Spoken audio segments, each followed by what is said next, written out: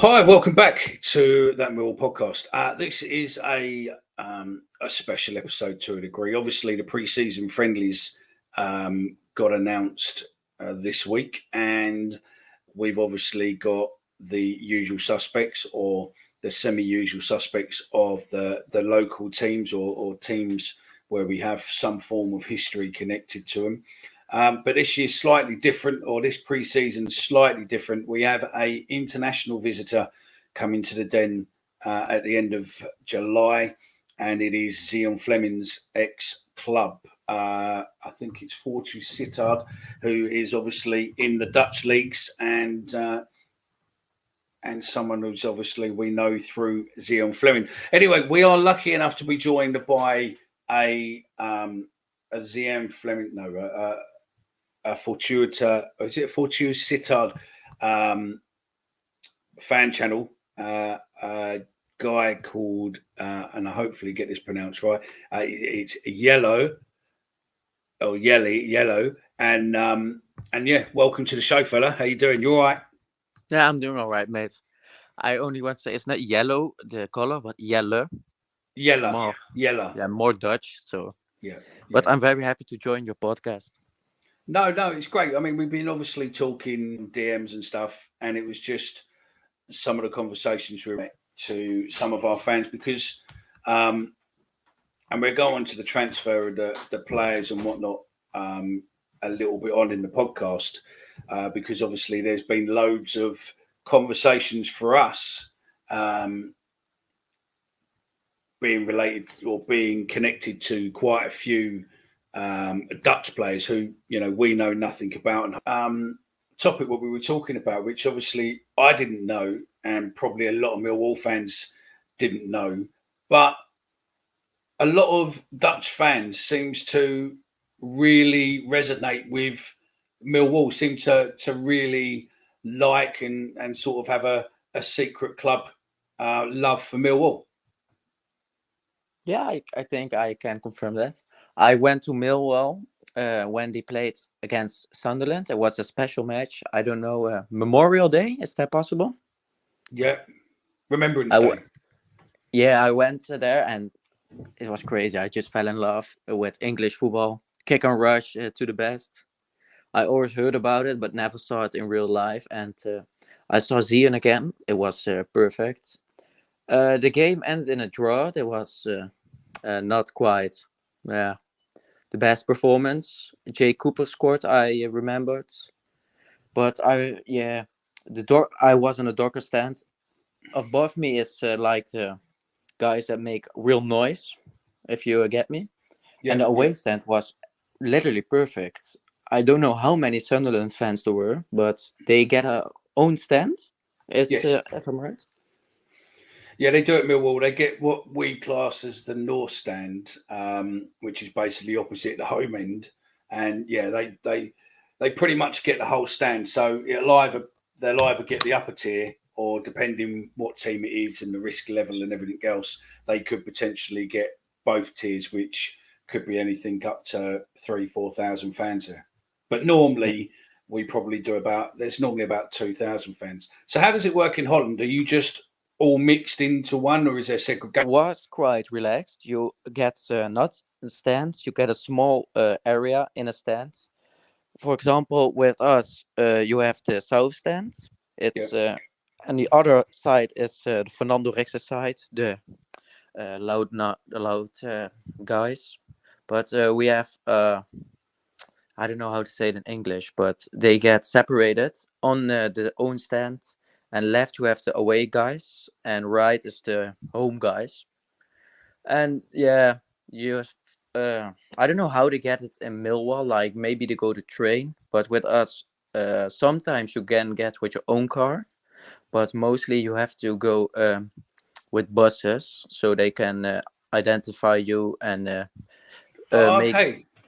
Yeah, it's really they treat you like a criminal. Like yeah, it was better in the old days, but yeah, you have to do it. I mean, most people listening to this will say that they get treated like a criminal for going to football in England, which is true. The police are very heavy-handed.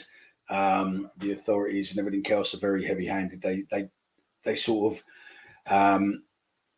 they treat you like a criminal here, but it's not as excessive. I mean, for us to go to football, you can pretty much go to football however you want. So if you want to go to football by train, you can. If you want to go football by car, you can. If you want to go by bus or coach, you can.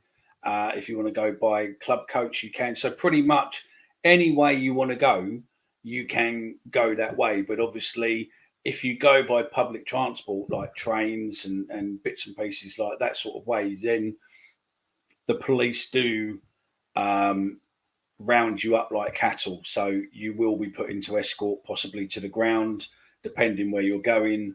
You could be contained. You could be what's classed as kettled, where pretty much you'll have a line of police around you, and they just hold you in a certain part for however long until they feel that then they can move you off. But yeah, it's I think it's not pleasant now going to football. I think you are hounded a lot more, but it doesn't sound as if it's as bad as it is in Holland. So yeah.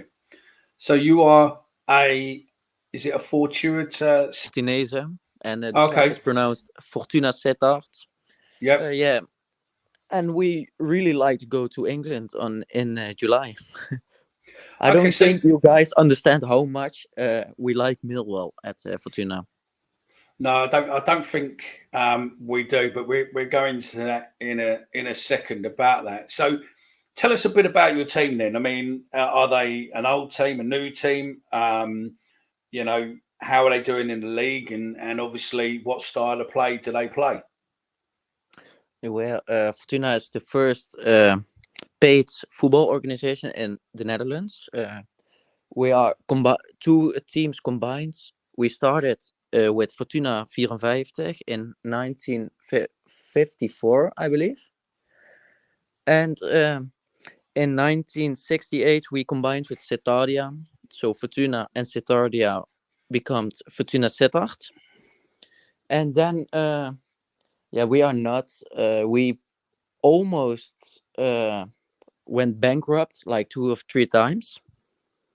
Nobody believes in us, and even the football organization in the Netherlands, KNVB, once said in a press conference that we are bankrupt, that we are no longer a football case with KNVB.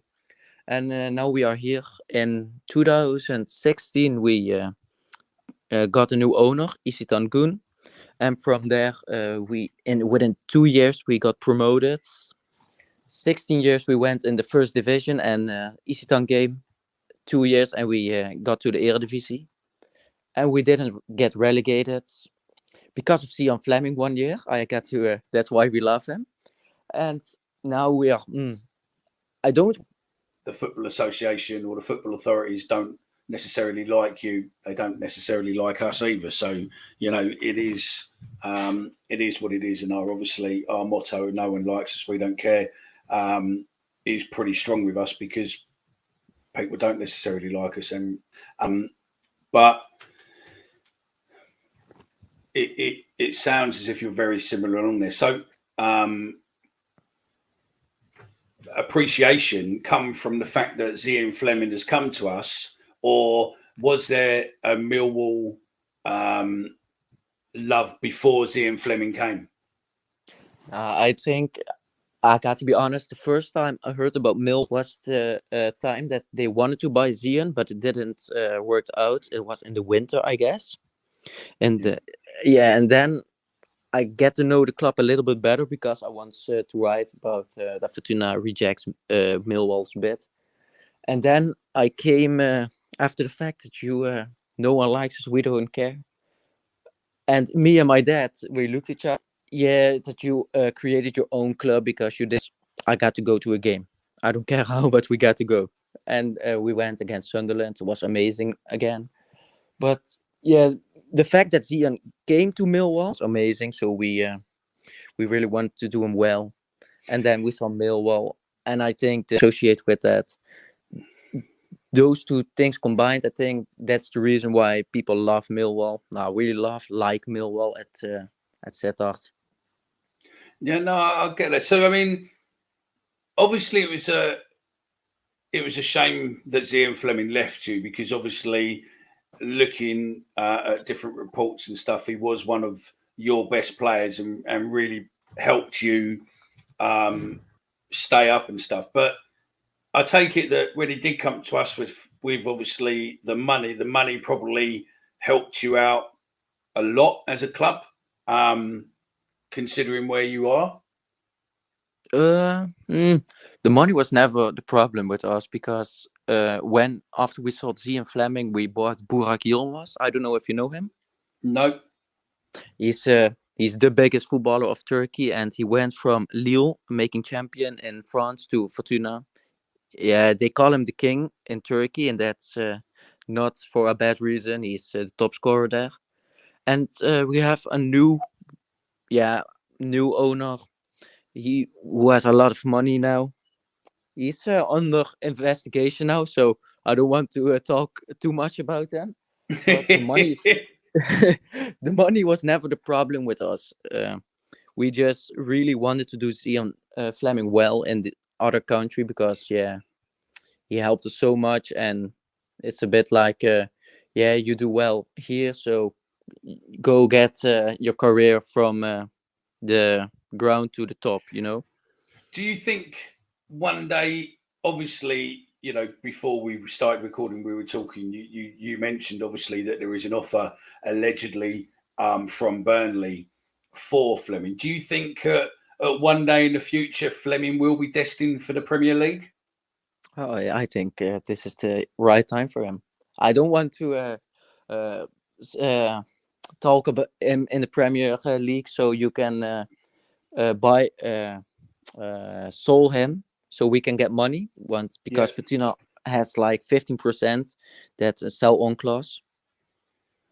But he's the MVP of you this season, of course, and if there's a moment he should go for a really high fee, I think this is the moment because this was a season. Yeah, Zian, like saw Zian Long. I think he can do this again, but why take the risk, you know? And I think if I heard you right, Millwall needs the money, kind of, because not very high fees.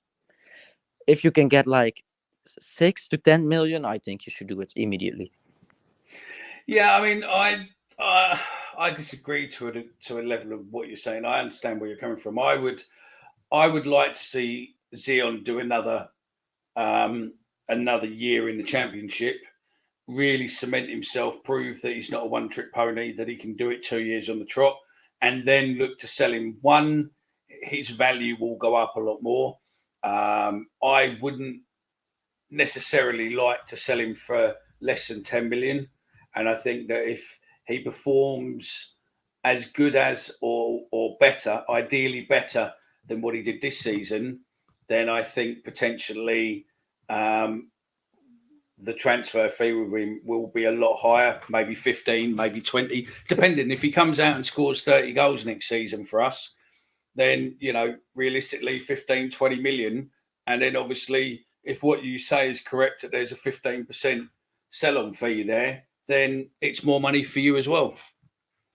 Yeah, that's right. I think we had a similar situation at Fortuna. First season he came, he was absolutely amazing. That's why Nottingham Forest wants to buy him back Yeah. then, but That was we back in reject all of it. 2020. That was back in Yeah, 2020, 2021, wasn't it? Yeah. yeah, I rejected all of the bids. It was a crazy high. I think Nottingham Forest even at one stage bid a lot more money than Millwall paid for Zian now, but we just wanted to keep him. We wanted to push further. Didn't want to get relegated, so we just needed to keep our best player. Simple. Yeah, because Uh, we coming from in the winter, and I think you wanted about 4 or 5 million, and yeah. then when we come back in for him, the fee was massively dropped, and I think we ended up getting him for about 1.4, 1.7 million. Oh, I thought it was like Dutch sources says it's 2.5 million pounds, so like 3 million euros. It's a steal again, but That might be with add-ons, but I think it was. I think it was less than that, to be fair. But yeah, no, I mean, to be fair, the media will always pump it up. So yeah, let me just double check, I suppose. But yeah, we'll look at that and see. But the reason for that low fee was that Fortuna and Zian talked, and Zian really wanted to go to Nottingham at the time because he thought the championship was the best place for him to develop. And then they made a deal when Millwall came that if he stayed for the season and make sure we didn't get relegated, he can go. He that they didn't want to decline everything; they just wanted to help with him. So Oh, okay. that's kind of the reason. Because spoke to a couple of Millwall fans as well, and they were like, "How can you like us? We stole your best player for a crazy low fee, but it was like a deal." So we all wanted to go. We all wanted for him to go to Millwall and just show them levels, and he did. So we pretty much in the local paper who's quite connected to the club. It was a record deal for us, and it was £1.7 million for a 3-year contract. How many euros is that? So I really don't That know. will be about 2.5 million euros, I think. That's still one of the highest outgoing fees for us. I think maybe only Van Bommel did go for more, but I need to check Yeah, that. yeah. I mean, it will. Where are we? Oh no, on the current exchange rate at the moment, it's just 1.7 million is just under 2 million euros. And I think at the time when we done the deal, I think there was speculation that it was about 2.2 million euros. So yeah, it's a good deal for us for the player what he is. And if what you're saying is if we'd have brought him in the winter, he was going to cost us, which we wouldn't have probably paid 4 to 5 million, and then the deal was done between us and obviously your club, where if you let us keep him till the end of the season and he can help us try and avoid relegation, then basically you can have him at a snip of the price and we put a 15% sell-on clause on and everyone's happy. I think that would probably be the deal of the century, if I'm honest with you. Especially that, I think he's worth up to 10 million at the moment. If he has another blinding season, that could potentially go 15, 20. So, realistically, you're looking to get, close to the transfer fee again for whenever we do sell him. Obviously, if we sell him for 20 million, then you're looking at a good chunk there, aren't you? Yeah, of course. That's I think what makes it so special about this deal, that he stayed, he helped us because I don't know if you know, but in the last match we needed to win because otherwise we're going down. Even Yeah. if we draw, we would go down. Zion scored and we won eventually with 1-0. And in the last minute, he had a ball from the goal line. If he didn't were there, we were get relegated. Wow. So is Zion Flemming, I take it then, pretty much a legend at your club then? Yeah, he's even. We have I don't know, like pictures of legends in the stadium Yeah. on big shit. I don't know how to say it, Like but posters, big yeah, posters, posters. banners. Yep. Yep. Yeah, banners. Like John Linford, I don't know if you know him. He's on Yep. one. Van Bommel is on one. Hofland, and then there's Zian Flemming. So You- you're obviously coming over. Do you think there'd be a big a lot of fans travelling, or do you think it'll be low numbers? I think depends because if you go to the UK, you need a passport right now, and I don't think everyone has that. Right. Okay. But but I know a couple of fans are really going now for a passport. They're even buying it. So I hope we can reach like 2K. Yeah, 2,000 fans. That would be That'd be fantastic to have 2,000 crazy Dutch fans in the stadium. Obviously, don't bring any flares because you'll get arrested and you'll get deported. For in England, flares and thunder flashes, that sort of stuff are all banned from the stadium. And also, another disadvantage for you guys is that you can't drink beer watching the game Yeah, either. yeah, that was a big surprise for me when I came to Millwall. You Yeah. can eat, right? Because I ate Yeah, you can fries. eat. Yeah, you can eat. You can eat our crack food. That's fine, but you won't be able to drink our weak beer either. You can drink it in the concourse, but you're just not allowed. Unfortunately, there's an old fashioned law here that basically states that you're not allowed to drink within view of the pitch. But if we were playing rugby, you'll be able to sit in the stand and drink beer. But because it's football, you're not allowed to drink beer in view of the pitch. Oh, that's crazy. I hope a lot of Dutch people listen to this because yeah, I bet a Well, lot of Fortuna fans don't know that. But is it yeah, you can buy a pie, right? That was you can buy food. What you mean, a pint? Is it yeah, a beer? no, a pie like A what meat you can pie? eat. Yeah, A yeah, yeah, yeah. pie. You can buy. Yeah, you can buy a pie. You can buy food. You can buy chips or fries. You can buy everything. You can buy soft drinks. All of that. It's only alcohol and smoking you can't do in the stands. Ooh, that's crazy. I was It's madness, isn't it? surprised with the pie and pints the deal. That was that was Yeah. crazy.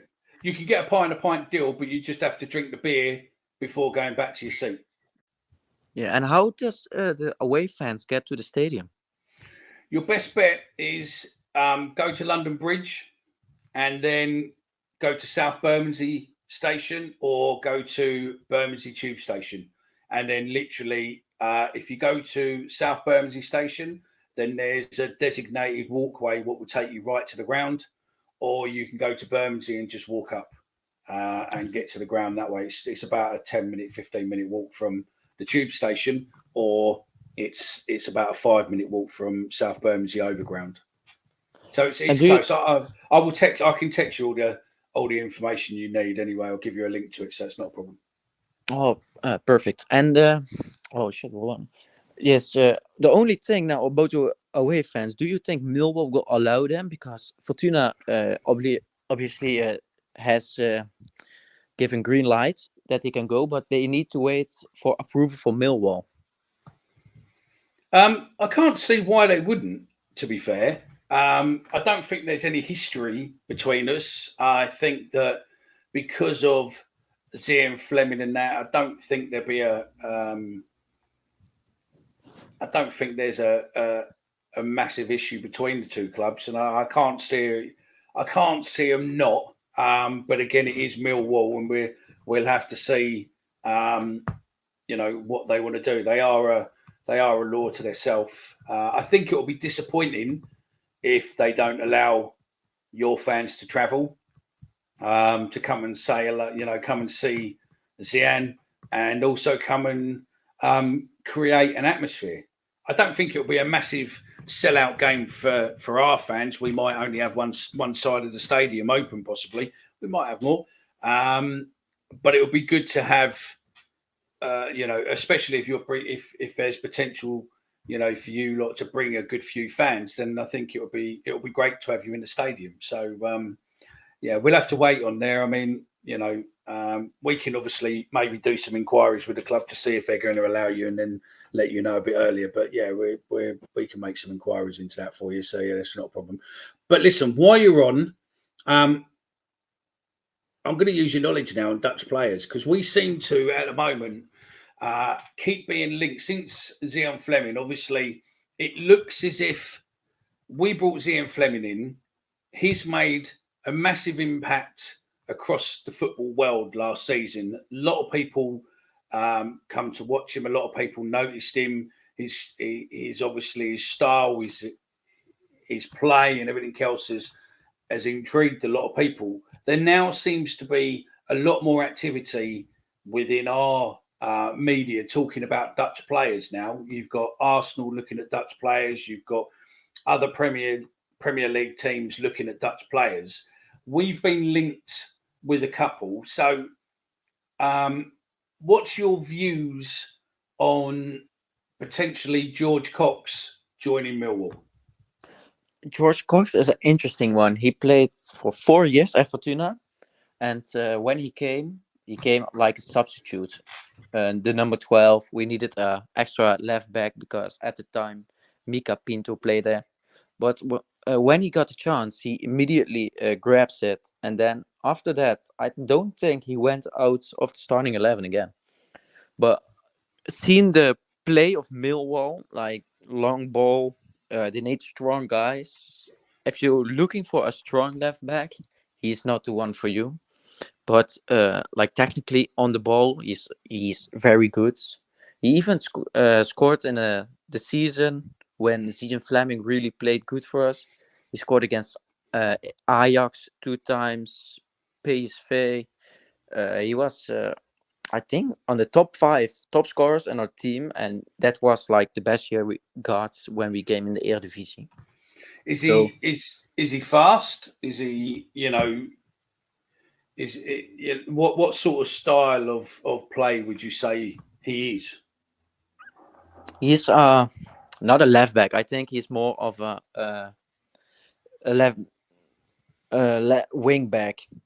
Yeah. That's more like him. But he's a smart player on the ball.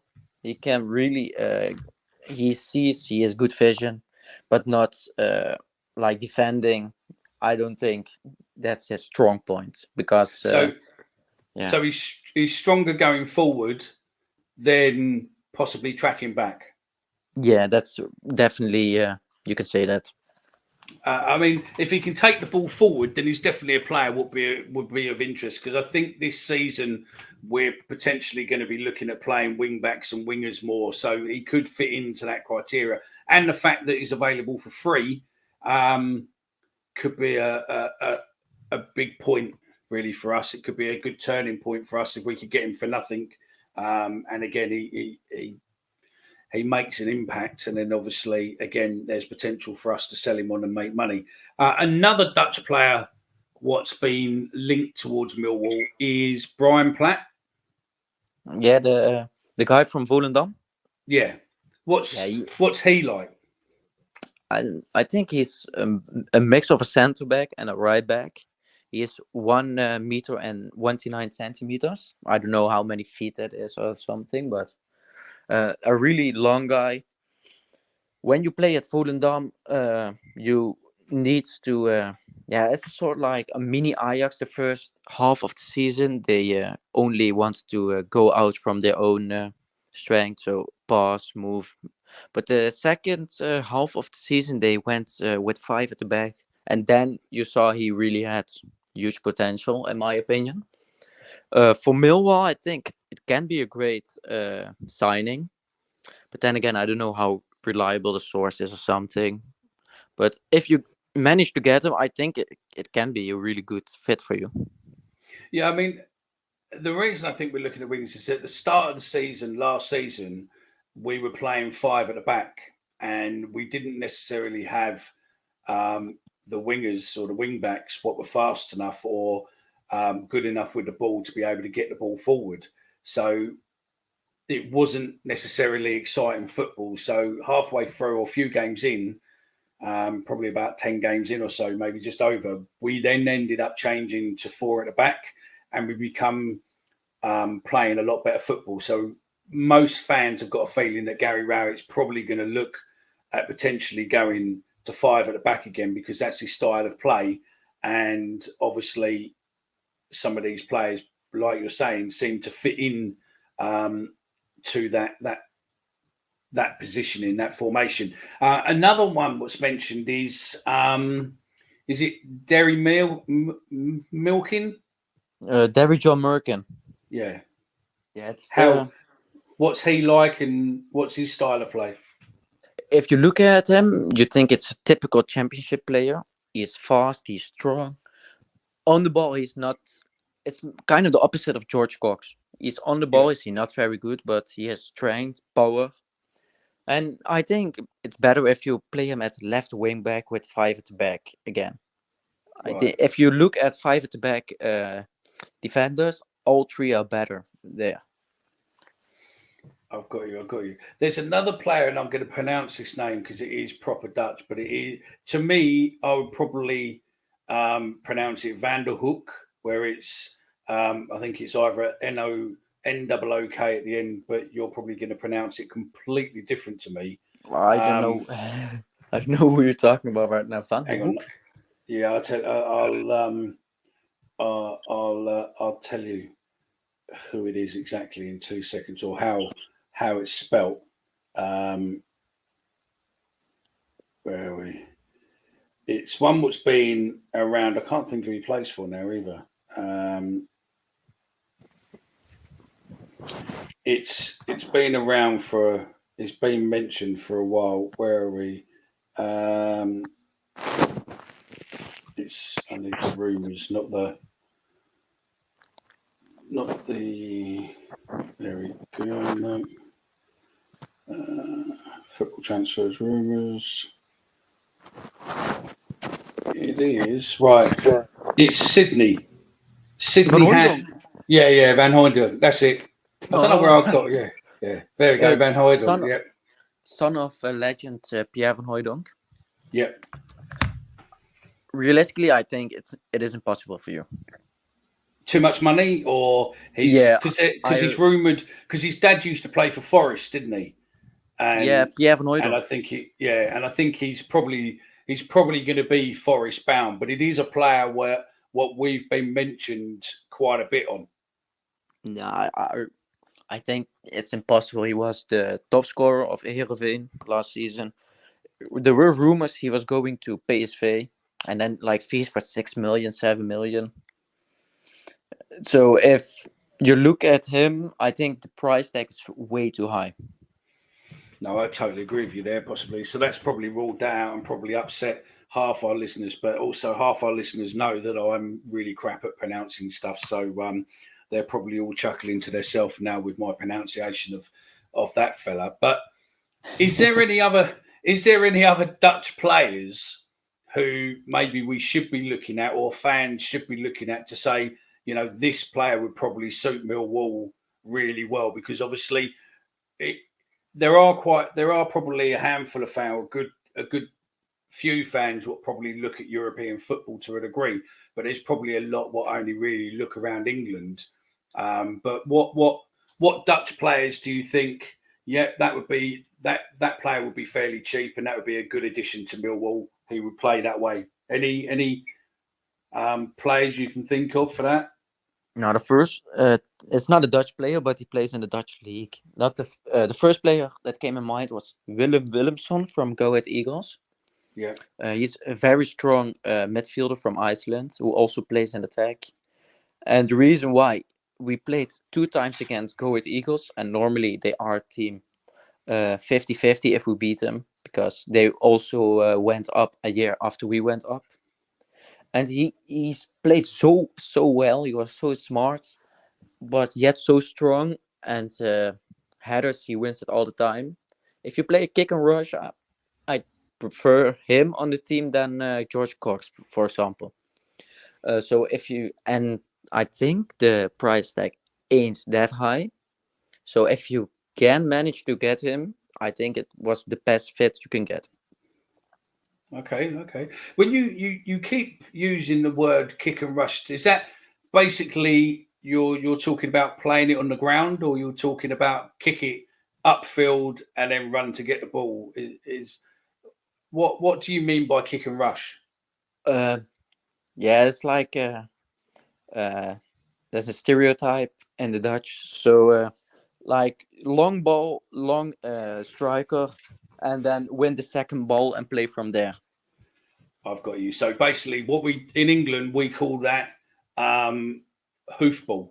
So basically, you're half, and you basically kick it up to the lone striker or one of your upfield players, your midfielders or whatever, and then just basically hold it in the box and then pass it on and hope that the striker will score. That's what you mean by kick and rush, yeah? Yeah, kind of Sean Dyche's tactic. Yeah. Yep. No, I completely get that. So yeah, So, are you coming over to watch the game at the end of the month, or you not coming, or what's happening? I'm really excited to go. I even filled on my work a vacation to go to London. The only thing is, if I am required to go with the bus, Yeah. then it's maybe a bit too much for me. But if I can get on a plane, go to London, meet one of you guys, drink a pint, why not? Listen, I'm really looking forward to it. I don't.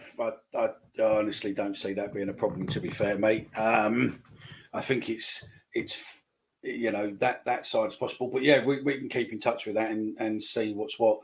You won't be meeting me. I'm not here that day. I'm away. But I think I'm away with the family somewhere on that day as well, which is a nightmare because you make plans and then all these games come out. Same as one of our other guys is away at the beginning part of the front two games. But one of the lads who we come with will no doubt meet up with you, so that's not a problem there at all.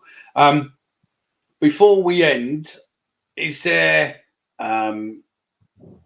anything else what you want to tell us about the Dutch or anything else you think? Is there any stories you think we should know about Zian or just anything really what you want to tell us before we end? I mean, I don't know. I mean, we don't. Do you think really that we should probably look at coming over to Holland and catching a few games of football just to see the different style? I mean, is it a good games to watch, or are they, they're great for the fans but not necessarily for tourists? Yeah, if you go to Fortuna last season with the coach that went, Julio Velasquez, Spanish coach, it wasn't really pleasant to see. I think it was like the results were fine, but football was, it hurts my eyes really so defensively. When the Dutch media and also kind of the Dutch fans want to see a possession, attack on attack, less defending, more attacking. If you're looking for that, I think you can go to the Netherlands. But we had a new coach, Danny Buys. Now I don't know how he's gonna play. He said he wants to play attacking, but with his last two jobs, he didn't attack. So we just needs to see how that is going. But I think you should go to the Netherlands and go to Fortuna. Really nice atmosphere. If you go to the Fernando Rixen side with the loud guys, they are really nice. Drink a pint. You can drink a pint on the stand as well. So. Yeah, it's worth going just for that. So then, the most difficult question you faced all evening. What's your prediction for Millwall versus Sittard? Yeah. I'm really hyped for the game. I'm mostly when I'm hyped, it's a disappointment. So I think 0-0. You think 0-0? But I think I can see it being. I'm going to go for. Shall I go 2-0 or 3-0? And I'm going to go 3-0. Zian Flemming hat trick. yeah, the result really it doesn't bother me at all. We just wanted to go on an international tour with and it's really amazing that we can go to Millwall if they approve. And I don't think the fans were bothered by the results. I just think they wanted to have a party, you know.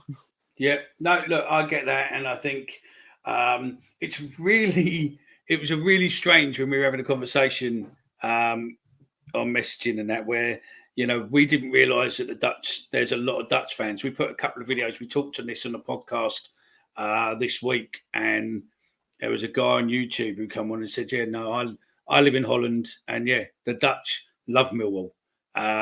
There's an affiliation with Millwall." So again, it's not just you. It does seem to be that way. We have a lot of people love Millwall around the world because we are probably the last unfiltered club left.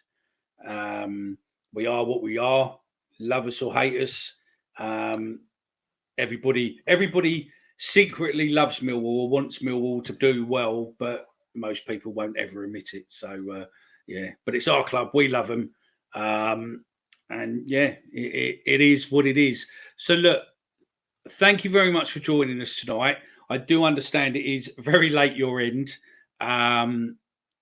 for us recording it, obviously with the time difference and whatnot. So I do appreciate you joining us. And yeah, let's keep in touch. And obviously, hopefully, your fans are allowed to come over. Oh, hello, you're back. Right. Hopefully, your fans come over. And yeah, we have a great atmosphere in the stand. And obviously, we win. Yeah, it's fine by me if we can come. Thank you for having me on the podcast. It was really pleasant to be here. Not a problem at all. And if we hear of any more Dutch fans, then we can we'll get back in touch with you and ask your opinion on them. But do you want to give what your Twitter feed is, and if anyone wants to follow you or get in touch? Is it Fortuna Sittard Central, isn't it? Fortuna Sittard Central, yeah. And on yeah. Twitter, they can find me on the Fortuna S Central, like everything but Sittard. Yeah, no problem. So yeah, we'll put a link in the description in the show if you do want to give him a follow. Most of his tweets are in Dutch, so you'll have to translate them. But look, it's Ella. Yellow. Right? Yellow. That's it. There's no W on the end of it. So yellow. Thank you very much for joining us, and we look forward to seeing you at the end of the month, fella. All right, no problem. Speak to you soon. Bye bye.